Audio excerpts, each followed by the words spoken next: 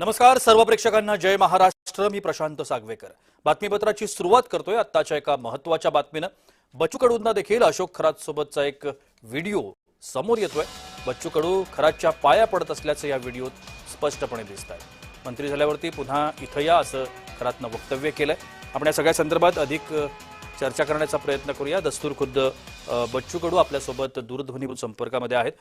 बच्चू कडूजी, माझा आवाज आपल्यापर्यंत पोहोचतोय? हा, येतोय, आवाज येतोय जी। तुमचा एक व्हिडिओ खरात सोबतचा आहे आणि तो आता समोर येतोय, प्रसार माध्यमांमध्ये तो व्हायरल सुद्धा होतोय। नेमकं काय होती या पाठीमागची भूमिका आणि तुमची प्रतिक्रिया काय? तुम्ही लक्षात घ्या, आम्ही समाजात राहणारे लोक आहे जी। आणि मग एखादा कार्यकर्ता आग्रह करतो, बाबा चला तिथं, त्याचा मान राखावं लागतं। तो कदाचित तिथला भक्त असते, जी, तिथला कार्यकर्ता असतो एखादा, आणि तो मग आग्रस्त आपण घेऊन जातो, आपण त्याचा मान ठेवतो आणि जातो। तर तिथं आता त्यांनी आम्हाला पेटा घातला, सत्कार केला, मोठा माणूस म्हणून, बाबा किंवा महाराज म्हणून आम्ही तिथे गेलोच नाही। मोठा माणूस म्हणून आपण पाया लागतो आणि ही संस्कृती आहे हिंदूची आपली। बच्चू, तुम्ही ज्या वेळेला भेट घेतलीत खरात यांची त्यावेळेला काही कल्पना होती तुम्हाला त्यांच्यावर अशा पद्धतीचे काही आरोप आहेत किंवा अशा पद्धतीचं काही त्यांच्याबद्दल आहे? 2 वर्ष अगोदरची गोष्ट आहे, मला काही माहिती नव्हती त्यांचं काय। जी, तुम्ही सांगा, समाज मन राखा लागतं। आम्हाला कधी कधी माहित असतं या बाबामध्ये काही तथ्य नाही आहे, पण अख्खा गावच्या गाव त्याला पुजतो, आम्ही तिथं जाऊन पाया पडतो ना। लक्षात घ्या, एखादा मोठा माणूस असला आपण पाया पडतो का नाही पडत? जी, वयानं मोठा असलेल्या माणसाला पाया पडतो का नाही आपण?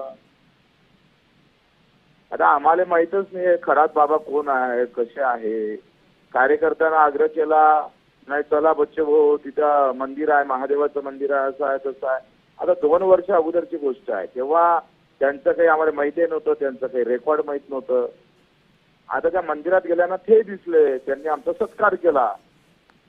याचं काय समाधान? मीडियावाले भोंदू बाबा दिवस दाखवल्यापेक्षा शेतकऱ्याचं दाखवा ना तुम्ही। 8 दिवस झाले खरात खरात खरात। नाही कडू साहेब, शेतकऱ्यांच्या बातम्या तर सातत्यानं आमच्या चॅनलवरून प्रक्षेपित होतच असतात, त्याबद्दल काही वाद नाही। पण अशा बातम्या ज्या आहेत, ज्या समाज मनावरती सातत्यानं परिणाम करतात, त्या बातम्या दाखवाव्याच लागतील की आम्हाला प्रसार माध्यम म्हणून। 12 ते 13 शेतकऱ्याच्या रोज आत्महत्या होते राव, कुठे बातमी आहे? बच्चू साहेब, आम्ही रोज तुम्ही जर वाहिनी जय महाराष्ट्र वाहिनी पाहत असाल तर रोज अशा पद्धतीच्या बातम्या जेवढ्या येतात तेवढ्या आम्ही सगळ्या दाखवत असतो। पण ही बातमी सुद्धा तेवढीच महत्वाची आहे, कारण समाज मनावर थेट परिणाम होत असतो ना याचा। आज राजकीय पुढारी, मंत्री किंवा अनेक वेगवेगळ्या पद्धतीचे नेते यांच्यापर्यंत पोहोचले म्हणून या बातमीला एवढं ग्लॅमर आहे। आता तुमच्या सोबत माझा फोटो काढला किंवा तुमची उद्या वाईट बातमी आली, तुम्ही दोषी आहे का? किंवा माझी उद्या वाईट बातमी आली, नाही, फोटो काढल्याबद्दल वाईट किंवा सत्कार केल्याबद्दल वाईट नाही, पण आता जे काही सगळं बिंग या संपूर्ण प्रकरणातलं उघड होतंय, आता यानंतर तुमची प्रतिक्रिया काय? अशा पद्धतीच्या बुवाबाबांचं समर्थन करता नाही येणार? आम्ही त्यांच्या बाजूने नाही आहे। कसं आहे, कार्यकर्त्याचा आग्रह असतो, मन राखावं लागतं कधी। तर काल मी एका प्रवचनात गेलो, तिथल्या महाराजांचं दर्शन घेतलं, मी पाया लागतो, ते प्रवचन करत होते। नाही पण साहेब, काय होतं की राजकीय पुढारी किंवा तत्सम मान्यवर सेलिब्रिटी यांनी एखाद्या व्यक्तीच्या पाया पडल्यानंतर त्या व्यक्तीची प्रतिमा उगाच उंचावते ना समाजामधली। बाकीचे तुमचे कार्यकर्ते पदाधिकारी पण मग नंतर त्यांच्या पाया पडायला जाणार।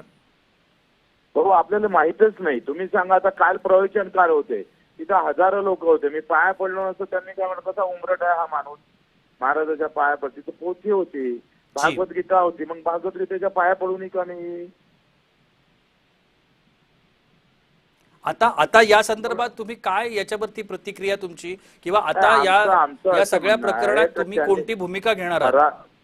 खरातने जे केलं आहे ते बाबांना, कोणते भोंदू बाबा आहे त्यांचा आम्ही निषेधच करतो जी। त्यांच्या अशा पद्धतीचं वागणं, एखाद्या कोणी त्याला श्रद्धास्थानी ठेवत असेल आणि ते असे वागत असेल, चुकीचं आहे ना जी।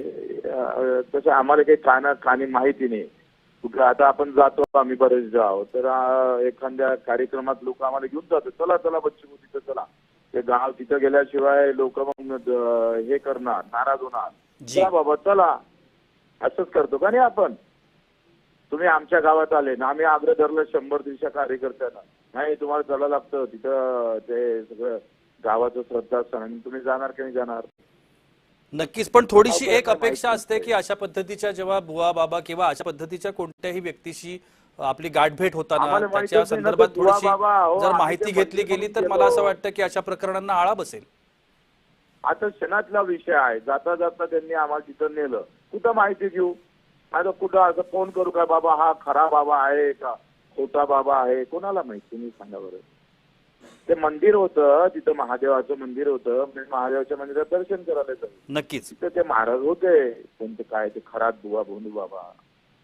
त्याचा आम्ही निश्चित, आम्ही त्याच्या पाठीशी थोडं उभा आहे.